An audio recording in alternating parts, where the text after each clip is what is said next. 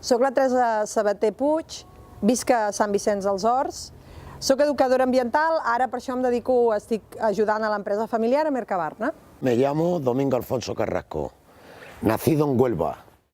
Vine aquí con 14 años y tengo 55, más catalán ya que andaluz. Soy la Maite Imeric, alcaldesa de Sant Vicenç dels Horts. Me llamo Daniel Rodríguez, tengo 41 años, tengo 2 hijos, estoy casado, mis hijos son catalanes de segunda generación y Cataluña es mi tierra. Mi nombre es Valeria Rayanti, soy argentina, mi marido es catalán y vivió toda su vida aquí. Jo em dic Robert López, soc vicentí, vaig néixer a Sant Vicenç, tinc 22 anys, estic estudiant periodisme a la Universitat Autònoma de Barcelona i ara mateix estic fent pràctiques a una revista. Em dic José Luis Zárate, soc vicentí de naixement.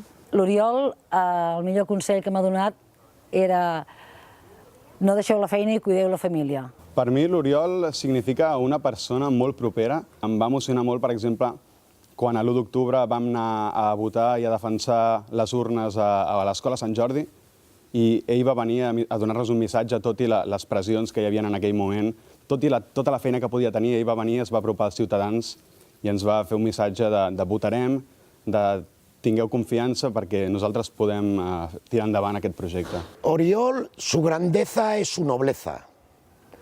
Es una persona que contra más poder tiene, más noble es. És una persona que fa política d'una manera que és des de la veritat i això no ho oblidem ni ho oblidarem. Cualquiera del pueblo puede acercarse y verlo por la calle paseando o comprando en el comercio de su pueblo. Sigue siendo un tío de lo más natural del mundo. Y si algún día llegas a ser presidente de la Generalitat de Cataluña, yo estaré súper orgulloso de que encima seas de mi pueblo. Yo puse un voto, ¿no? Y él, por mi voto, terminó yendo a la cárcel. Y realmente estoy conmovida por todo lo que pasó, realmente. Oriol ha demostrado que se puede ser coherente y valiente. Eso no lo podemos decir de todos, ni de todas.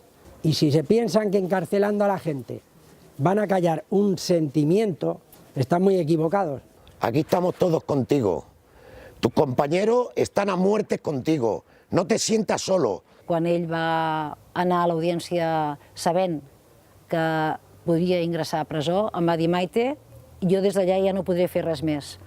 Per tant, ara us toca a vosaltres seguir lluitant per la justícia, per la llibertat i per la democràcia, i això és el que el dia 21 de desembre hem de veure reflectit a les urnes.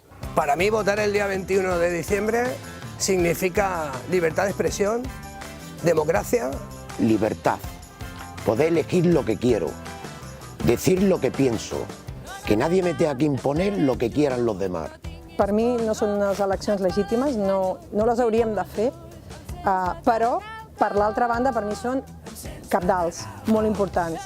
Saber què és el que vol la majoria de catalans en respecte a la República. El 21 de diciembre creo que es una gran oportunidad para todos de reafirmar lo que pensamos en las urnas y sobre todo respetar lo que salga. Hem de votar pensant en el futur dels nostres fills, pensant en el futur dels nostres nets i pensant en aquesta república que volem construir entre tots, una república feta pel poble, on tot el poble hi tingui cabuda i a partir d'aquesta diversitat, perquè Catalunya és molt diversa, tinguem aquesta possibilitat de tenir majors oportunitats per tots i per totes. Oriol, et volem a casa!